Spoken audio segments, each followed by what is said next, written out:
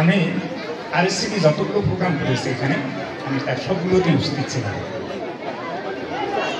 গণিত যদি আমাদের না টানে, গণিতে যদি আকর্ষণ আমরা বোধ না করি, গণিতে ভালো হবো কিভাবে? এই অনুষ্ঠানে কেউ কেউ পুরস্কার পাবে, কিন্তু আমি অনেকেই পুরস্কার পাবে না।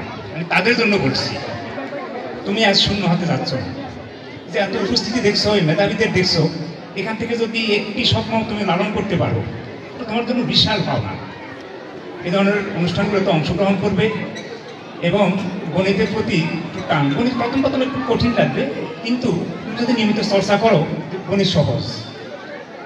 গণিত 2 2 4 শেখায়, 2 2 5 বানাতে শেখায় না। গণিতের দর্শন, গণিতের চিন্তা, গণিতের চেতনা যদি আমরা হৃদয়ে লালন করি, আমরা দুর্নীতি করতে পারি না। আমরা কিভাবে সত্যকে, সুন্দরকে উপলব্ধি করতে হয়, গণিতের মাধ্যমে তা জানতে পারি।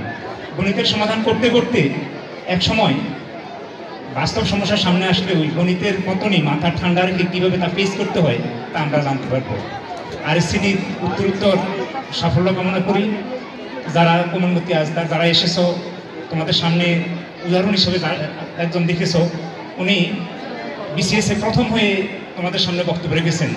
উনি বলছেন আমাদের সামনে যেন কোনো বাধা যেন না হয়, দারিদ্র থাকতে পারে, অসুবিধা থাকতে পারে, পরিবেশগত সমস্যা থাকতে পারে, সব কিছুকে অতিক্রম করে ইনশাল্লাহ লক্ষ্যে পৌঁছে যাবো।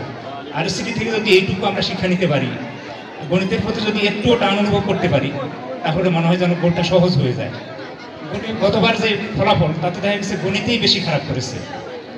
তো গণিত নিয়মিত চর্চা করলে আমার মনে হয় ভালো করা যাবে।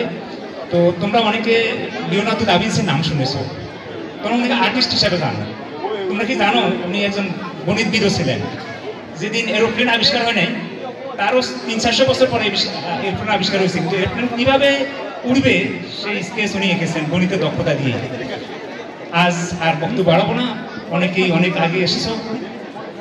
সবার সুস্বাস্থ্য এবং দীর্ঘায়ু এবং এই যে আরএসসিটির আয়োজন সফল হোক এই কামনা করে আজকের মতো এখানেই শেষ করছি। ধন্যবাদ সবাইকে।